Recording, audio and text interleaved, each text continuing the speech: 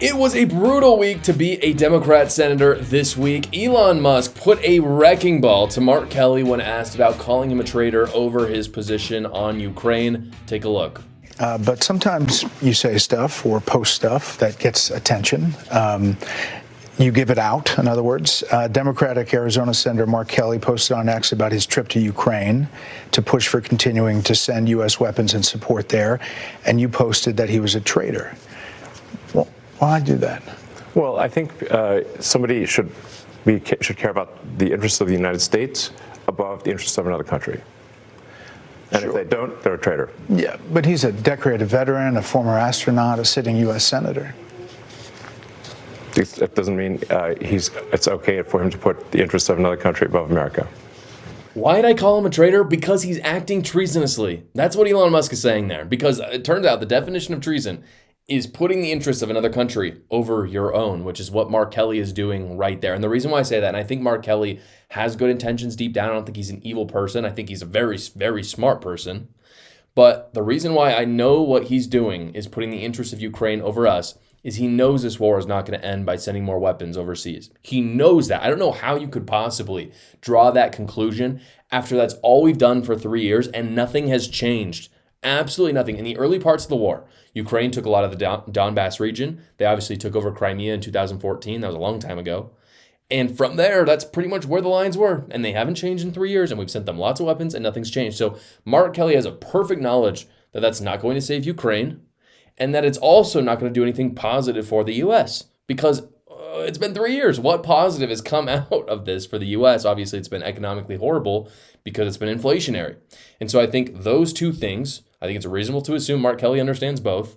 If he does, then it's treason. Because, again, you're acting with the interests of Ukraine in mind and not America. Elon Musk goes on to talk about his position on Ukraine. And I have to say, guys, I don't look to Elon for policy. I don't think he's really a thought leader in terms of politics, but his assessment of the war in Ukraine is actually spot on. Take a look.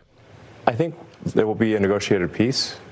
And the thing that we should be concerned about is we should have empathy for the thousands of people that are dying every day in trenches for no movement in the lines.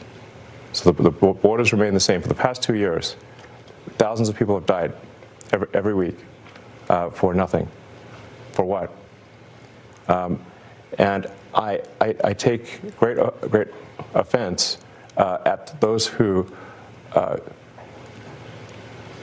put the appearance of goodness over the reality of it. Those who virtue signal and say, oh, we can't give in to Russia, but have no solution to stopping thousands of kids dying every day. They just want that to continue forever. I have contempt for such people. I don't want to make that clear. Yeah. So you're optimistic. Because they're virtue signaling, and their lack of a solution means that kids don't have a father. It means that parents lost a son. That is the best question to ask when talking about probably any war, but especially the Ukraine war. What have these people died for? Because war, it turns out, can be necessary sometimes, but the only thing that justifies war is victory, and we haven't seen a victory in 3 years. And so the question is, what have these people died for? The war will end with the exact lines that we've seen right now. And many people have talked about this. If you do 5 minutes of research, you know this, that the Donbass region and Crimea are Russia's at this point. There's no getting them back. And the rest is going to go to Ukraine. The EU, NATO, I'm just sorry. Even if you disagree with this as a conservative, at the end of the day, Ukraine's not going to get invaded by Russia, and Russia's not going to, at the end of the day, take over Ukraine. It's not going to happen. And in the same way, Ukraine is not taking back Crimea or the Donbass region. It's not happening. Everyone knows that. When I say everyone, I mean every politician in Washington. And so the question is, then what are we doing here? Like, let's end the war. Let's end the war. Those are the lines. They're drawn. The question is, when is it going to happen? And I think it's obviously awful of Putin to keep prolonging this. I actually think it's less awful to give Zelensky just a little bit of credit because he obviously wants to prolong this because it's his country. And ultimately, his incentives are he wants to get reelected. So if the people hated what he was doing, he wouldn't be doing it. So it sounds like Zelensky is fairly popular in Ukraine, so he has every incentive to prolong it, but he does not have the resources to do it. That's what America has, and that's where we come in. We as Americans should not be participating in this anymore. The war needs to end. It has to, because to Elon Musk's point, what are these people dying for anymore? Mark my words, in 6 months, guys, if the fighting continues, the lines are not going to be different. That's what I'm saying. The lines are drawn. It's a stalemate right now. But in the meantime, more young men are dying. So not only is Mark Kelly acting treasonously, in my opinion, because he cares more about Ukraine than America, but I think actually, and I think this is the point Elon Musk is making, I think it's frankly unfeeling. You'll hear the left be like, oh, the right's so evil, they hate Ukraine, they want people to die. It's the opposite, guys. We want the fighting to stop because it's ridiculous, this notion that we're just going to take back all the land that Russia has taken. It's just not going to happen. It hasn't happened in 3 years.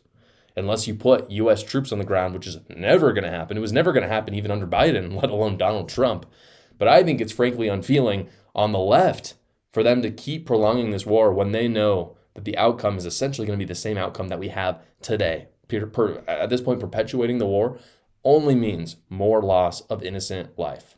Hey guys, I know that filing your taxes can be stressful, so I wanted to introduce you to the company that does my taxes, Quick Tax America. Quick Tax America has already gotten its average tax returner over $4,000 back from the IRS just this year. And unlike the other big services, they're not raising rates just because it's March or April. All federal returns with Quick Tax America are only $69, and it's completely transparent price because it's their only price, no matter how complicated your taxes are. They do all the work for you as well. All you got to do with them is upload your files, answer a few basic questions, and schedule a 15-minute finish your return call with a tax professional, and they do all the rest for you. There's no more spending 4 hours on those big online services only to get a small return with them. Again, you can expect the largest return possible, and it takes literally 20 minutes to do so. What are you guys waiting for? Go check it out right now at quicktaxamerica.com, or you can go to the link in the description below. As I said, guys, it is a bad week to be a Democrat senator. Chuck Schumer basically said the quiet part out loud and admitted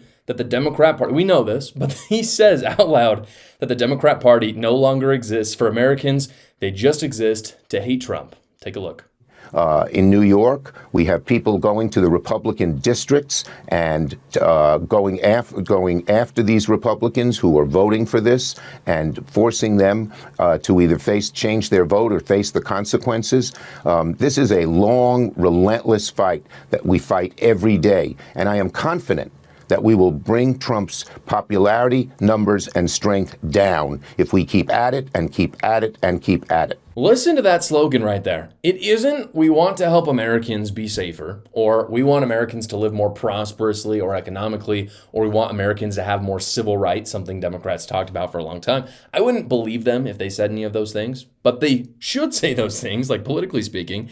But their whole slogan in that was, we want Trump's popularity to go down. That is what the Democrat Party exists for. And it's very obvious that they do this. Obviously, when Trump is in office, whether it was his first term or this term, the propaganda machine is out there for him. But to say it out loud is so fascinating to me because they don't even care anymore. And I was thinking about this. Have I heard other Democrats talk this way out loud? A few of them maybe. But I wonder if we are seeing the end of Chuck Schumer in that video because, guys, he's looking old. He looks old in that video. Let's be honest about it. And so I think Democrats at least want to keep that illusion of helping, Americans like you need to in order to win elections.